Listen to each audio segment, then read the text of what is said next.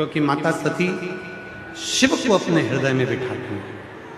और शिव महापुराण की कथा कहती है, जिसके हृदय में शिव बसते हैं, जिसके दिल में शिव बसते हैं, जिसका मन पवित्र होता है, जिसके मन में कोई कपट, कोई छल, कोई प्रपंच, कोई बेईमानी नहीं होती है, भगवान शंकर उसको पहले ही अपने मन में आने वाले समय का भान कराते रहते हैं, उसको भास कराते रहते हैं कि आने वाला समय कैसे। शिव उसको आने वाले समय का भान कराते रहते हैं, भगवान शंकर उसको आने वाले समय का भास कराते रहते हैं, उसको दिखाते रहते हैं कि आने वाला समय कैसा है।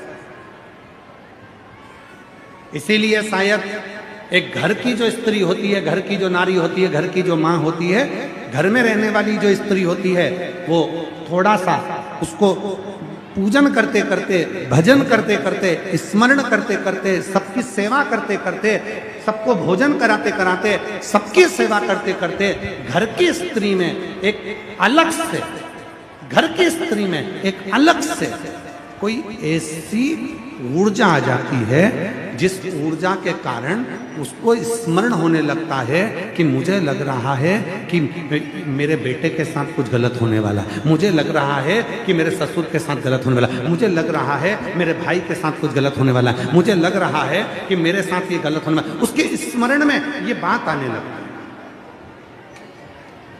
जो शिव की भक्ति में रमा है, जो भगवान शंकर की साधना में, इसीलिए कहते हैं पूरी दुनिया में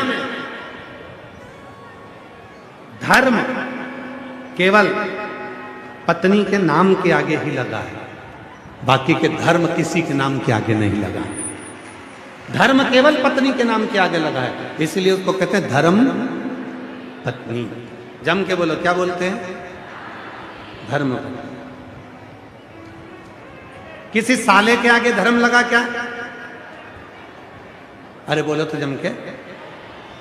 अगर साले के आगे धर्म लिखते थे तो कहते धर्मशाला।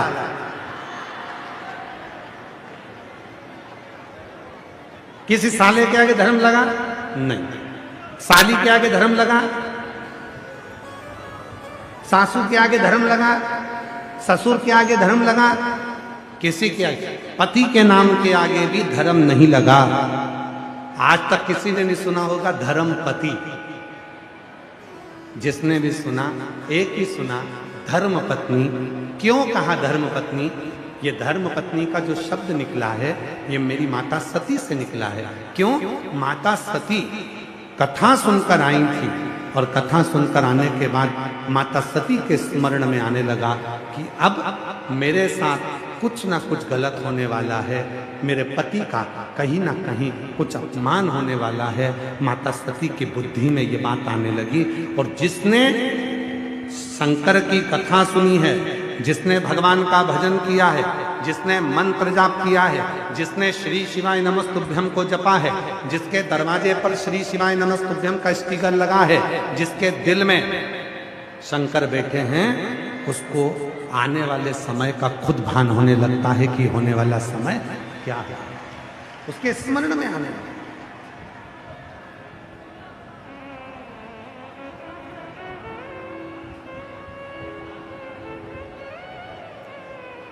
उसकी चित्तवृत्ति में आने लगता है। एक पत्र अच्छा है, देखिए।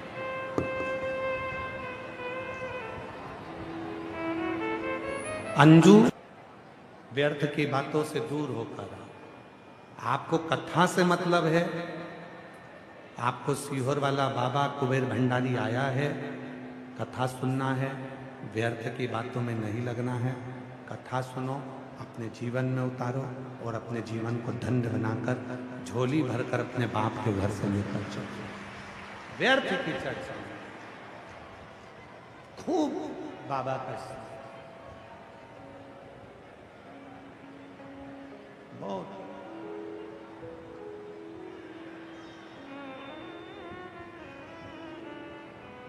सती मैया बैठी है। सती माता को स्मरण होने लगा, जरूर मेरे साथ कुछ बुरा होने वाला है। ये स्मरण घर की स्त्री को होता है।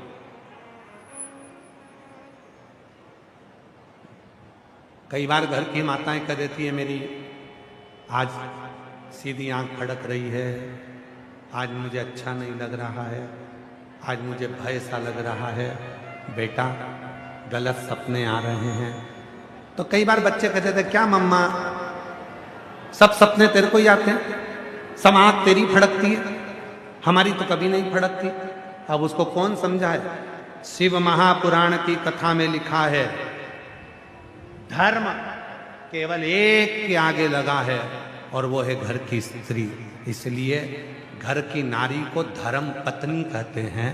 इसलिए कुछ भी घर में गलत होने वाला होता है या कुछ अच्छा होने वाला होता है तो घर की स्त्री को पहले स्मरण में आना प्रारंभ हो जाता है, क्योंकि वो धर्म पत्नी है। चाहे घर की लड़की हो, घर की बहू हो, घर की बेटी हो, घर की सास हो, घर की नानी हो, घर की दादी हो, घर का कोई भी स्त्री है वो धर्म से है और धर्म के कारण बस उसके स्मरण में ही आता, उसकी चित्त वृत्ति में ही आता, उसकी सोच में ही आता।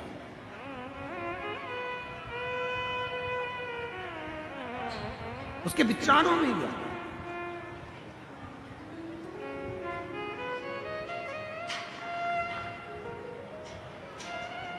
कितना सुंदर है। एक पुरुष शिव को जल चढ़ाता है, उस जल का फल पुरुष को खुद मिलता है और उसके परिवार वालों को मिलता है। खुद के परिवार वालों को मिलेगा और खुद को मिलेगा। और एक स्त्री शिव को जल चढ़ाती है तो मायके की भी 71 पीढ़ी ताड़ देती है और ससुराल की भी 71 पीढ़ी ताड़ देती है। अंतर है, दोनों में अंतर है, पुरुष में और स्त्री में, दोनों में अंतर। सती मैया को भान होने लगा कुछ हो रहा है, कुछ हो रहा है।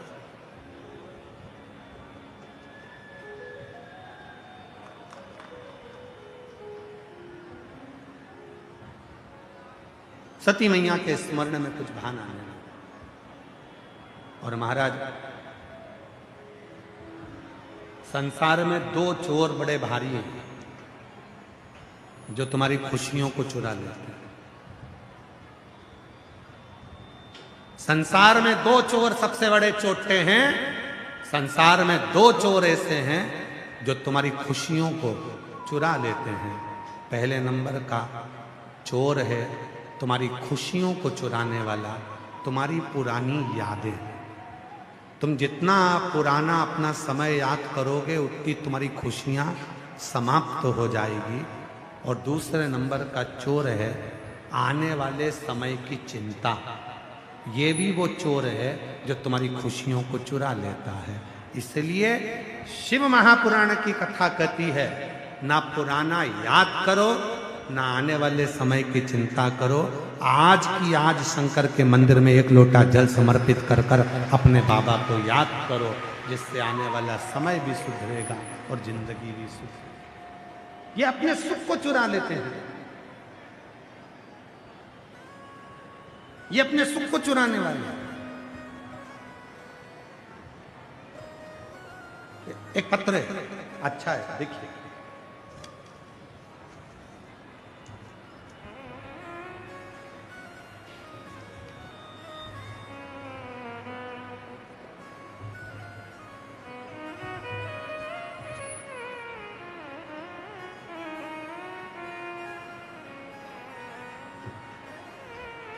पार्वती मैया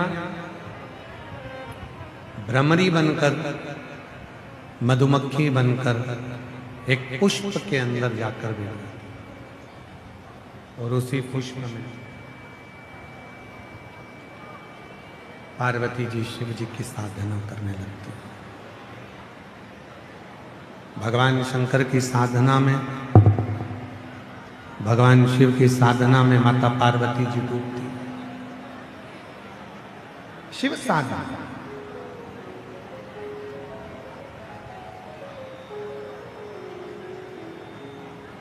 पहले भी कहा, आज फिर कहते हैं, शिव को ढूंढने नहीं जाना, शिव स्वयं आए। बैठ गई माता पार्वती जी भंवरी बनकर, एक मधु का रूप लेकर, मधुमक्खी का रूप लेकर बैठ, और ऐसी भगवान भगवान शंकर की भक्ति में माता ऐसी डूबी कि भगवान शिव को ढूंढने के लिए भगवान शंकर गला पकड़ रहा है। भगवान शंकर उनको ढूंढने के लिए स्वयं शिव स्वयं आए।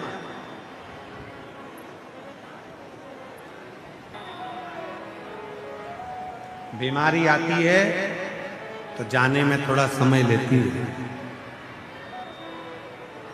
बीज बोया है तो पेड़ लगने में थोड़ा समय लगेगा। गर्भ में बच्चा आया है तो जन्म लेने में भी 9 महीना लगेगा। उसी तरह शिव जी को जल चढ़ाते रहो, चढ़ाते रहो, चढ़ाते रहो, श्री शिवाय नमस्तुभ्यम बोलते रहो। एक ना एक दिन मेरा भोलेनाथ तुम्हारा दुख काटने के लिए जरूर आएगा। आए भगवान शिव, भगवान उगड़दानी, भगवान शंकर, त्रिकालदर्शी, कैलाशी, अविनाशी मेरे शिव पहुंचे। अब माता पार्वती जी तो एक पुष्प के अंदर बैठ गई थी और पुष्प भी बंद हो गया। शिव ढूंढ रहे हैं और फिर ऐसा समय आया कि भगवान शंकर भ्रमर बनकर शिव जी भ्रामरी देवी के सामने प्रकट हुए। भ्रामरी शिव जी का एक नाम है ब्रह्मेश्वर महादेव। जम के बोलो कौन सा नाम है? हाँ, आवाज नहीं आई, फिर से बोलो ब्रह्मेश्वर महादेव। ब्रह्मेश्वर महादेव, फिर से बोलिए ब्रह्मेश्वर। शिव जी का एक नाम है ब्रह्मेश्वर महादेव।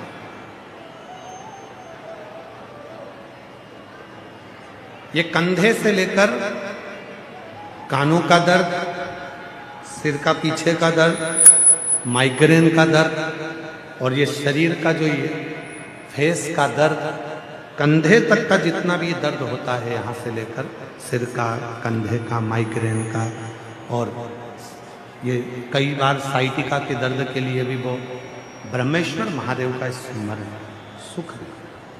ब्रह्मेश्वर, जब तुमको लगे कि मेरा शरीर, ये कंधे से लेकर ये सिर, पीछे का भाग, ये बहुत ज़्यादा दर्द कर रहा है, तकलीफ है, नेत्र खोलते नहीं बन रहा, आंखों में ना जाने चक्कर चक्कर सा लग रहा है, डॉक्टर को भी दिखाओ, दवाइयाँ भी लो, साथ में अपने ही घर में जो भी शिवलिंग है, घर के अंदर हो या मंदिर में हो, कोई भी शिवलिंग हो, वहाँ केवल शहद की 7 बूंद शिवलिंग के ऊपर समर्पित करो। केवल 7 बूंद शहद की समर्पित करो और 7 दुर्वा शिव जी को समर्पित करो। शहद की बूंदों को वापिस चम्मच में लेकर आ जाइए, 7 दुर्वा को उठाकर लेकर आ जाइए। शहद